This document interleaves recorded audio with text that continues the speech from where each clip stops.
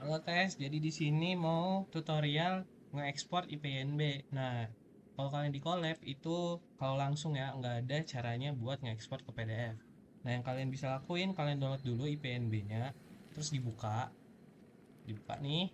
Nah, kalau udah dibuka, kalian klik tanda tiga ini, export ke HTML atau ke PDF langsung kalau bisa. Tapi di sini gua HTML dulu, export.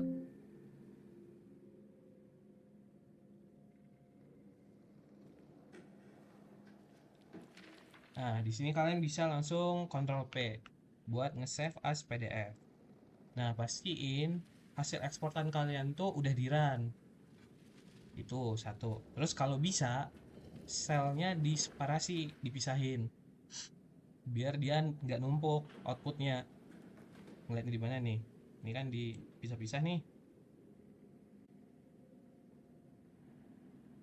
Tuh.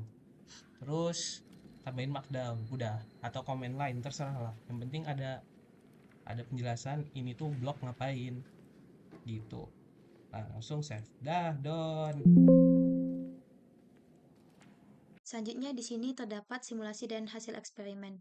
Nah, eksperimen ini kami melakukan eksplorasi dan modifikasi ANN untuk memprediksi pendapatan warga Amerika berdasarkan dataset yang pertama. Kemudian tujuan utama simulasi ini adalah melihat bagaimana ANN merespon data dengan banyak fitur kategorik serta mengetahui konfigurasi model yang dapat menghasilkan performa terbaik. Di tahap yang pertama ini, di sini akan mengupload dataset dan import library-nya, sehingga hasilnya dataset berhasil terbaca dan lingkungan pemrograman siap untuk digunakan. Nah, di sini nama filenya itu adalah adult.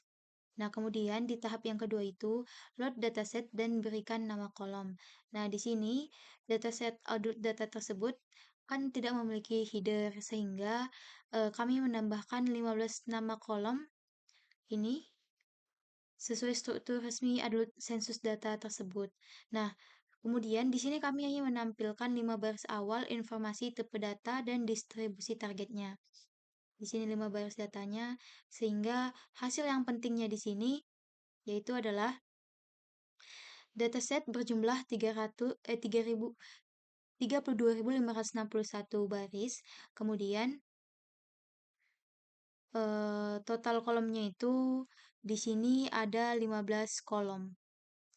Nah, selanjutnya di sini kita akan mencoba untuk mengcleaning data ataupun data cleaning dengan mengganti tanda tanya jadi none, lalu kemudian drop baris yang mengandung none.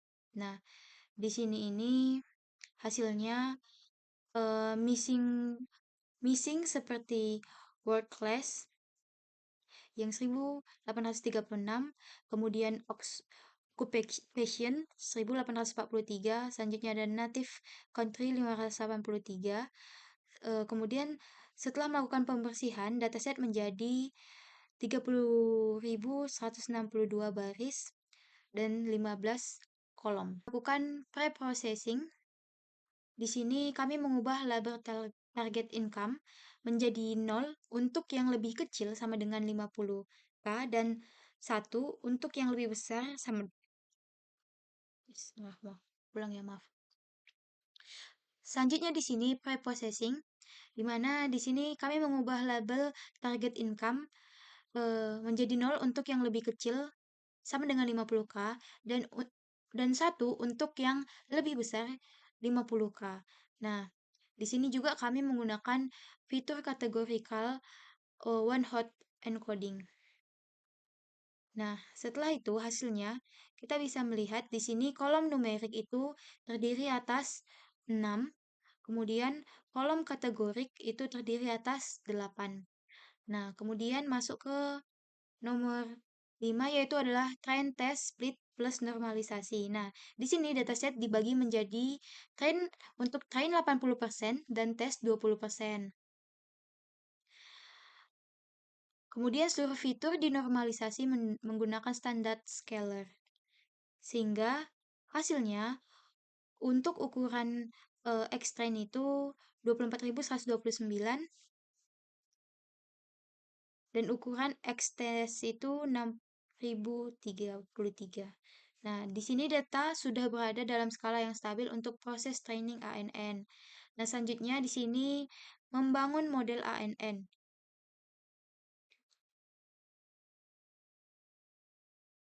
Di sini arsitektur yang digunakan terdiri dari dense 32 neuron plus ReLU, kemudian dropout 0,3, kemudian dense 16 neuron plus ReLU, dropout 0,2, output layer sigmoid 1 neuron. Nah, hasilnya untuk total parameternya ini ada 3649 dengan model relatif ringan dan cepat dilatih. Kemudian di sini kita sudah masuk ke training model. Nah, model dilatih selama 30 epoch dengan batch size 64 dan 20% validation split. Nah, hasil pelatihan ini akurasi training naik dari 66% menjadi 86%, kemudian akurasi validasi stabil di sekitar 84 sampai 85%. Kemudian loss menurun dan tidak ada tanda overfitting. Ini menunjukkan model belajar dengan baik dan stabil.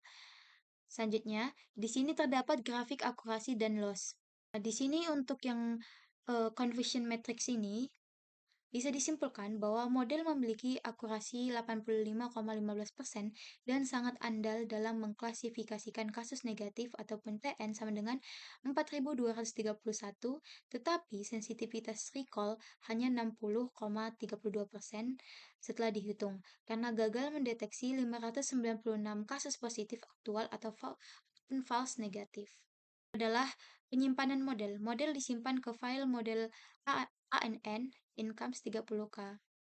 Nah, sehingga simulasi dan eksperimen sudah selesai kita jalankan.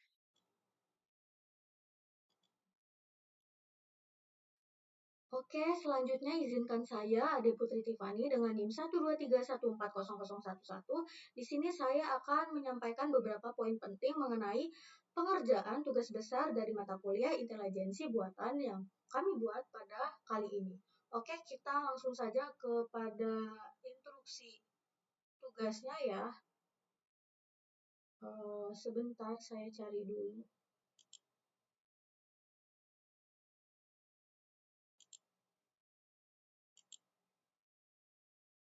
Oke, di sini ya, instruksi tugasnya. Itu terdapat 3 dataset, yang dimana dari 3 dataset ini, kita dibebaskan untuk memilih salah satu dan melakukan eksplorasi dengan memanfaatkan dan modifikasi dari model ANN yang telah dipelajari sebelumnya untuk melakukan klasifikasi pada salah satu dari dataset berikut. Oke, di sini sudah tertampil dan kelompok kami memilih dataset yang pertama dengan judul Income of 30K USA Citizen Dataset. Oke, selanjutnya kita kembali ke laporan tadi ya. Nah, oke. Pada layar saya sudah tertampil laporan dan juga kode yang kami buat. Dan saya akan menyampaikan tujuan dari proyek kami kali ini. Tujuan utama dari proyek ini adalah untuk mengetahui apakah seseorang memiliki pendapatan di bawah 50.000 dolar atau lebih dari 50.000 dolar per tahun dengan melihat pola dari berbagai informasi seperti usia, pekerjaan, pendidikan, jam kerja per minggu, jenis kelamin, dan sebagainya. Itu informasi tersebut terlampir pada dataset yang kami pilih. Oke, selanjutnya dataset yang digunakan tadi ya, kami memilih untuk judul yang pertama itu dataset Adult Income yang berisi lebih dari 30.000 data warga Amerika. Dataset ini berisi 50 kolom informasi yang menggambarkan profil setiap individu. Namun, dataset ini tidak sepenuhnya bersih. Ada beberapa data yang hilang, misalnya nilai yang tergambarkan dengan tanda tanya itu. Maka dari itu, sebelum data dipakai untuk pelatihan model, itu kami harus melakukan proses pembersihan atau pra-pemrosesingan terlebih dahulu untuk datasetnya. Lalu kita untuk tahap pemrosesingannya itu kami lakukan dengan cara meliputi, nih sebentar. Ini ya, tahap pemrosesingan datanya itu kami lakukan dengan cara membersihkan data, yaitu menghapus baris yang berisi data kosong, lalu mengubah label pendapatan menjadi angka 0 dan 1, mengubah data kategorikal menjadi angka dan dengan teknik on-shoot atau encoding, lalu menormalkan data numerik supaya semua fitur berada pada skala yang sama. Lalu terakhir membagi dataset menjadi data training dan testing. Kita ubah menjadi seperti ini, tujuannya adalah agar model bisa belajar dari sebagian data lalu diuji memakai data lain. Oke, kita masuk ke dalam arsitektur model ANN-nya itu. Model ANN yang kami bangun terdiri dari 3 lapisan utama, yaitu lapisan input, hidden layer, dan juga output layer. Lapisan input yang berisi 96 neuron sesuai jumlah fitur.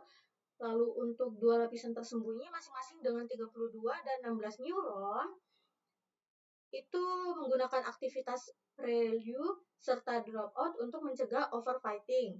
Lapisan output dengan 1 neuron sigmoid karena model ini hanya memutuskan 2 kelas, yaitu pendapatan tinggi ataupun rendah. Makanya di sini output layernya itu cuma menggunakan 1 neuron. Oke. Model data kami juga itu dilatih dengan menggunakan Adam Optimer, binary correlation loss, dan accuracy sebagai untuk metrik penilaiannya. Oke. Kita masuk ke proses pelatihan dan hasilnya ya. Kita langsung saja. Untuk model kami dilatih selama 30 epoch. Hasilnya cukup baik, di mana akurasi tersebut meningkat dan nilai loss menurun selama proses pelatihan. Pada data pengujian, model juga mampu memberikan prediksi yang cukup akurat, namun ada salah satu hal yang penting. Dataset ini tidak seimbang. Mayoritas data berasal dari kelas pendapatan di bawah $50.000, sehingga model lebih mudah memprediksi kelas tersebut dibandingkan kelas yang pendapatannya itu lebih dari $50.000. Oke, sekian dari saya. Saya lanjutkan kepada rekan saya. Terima kasih.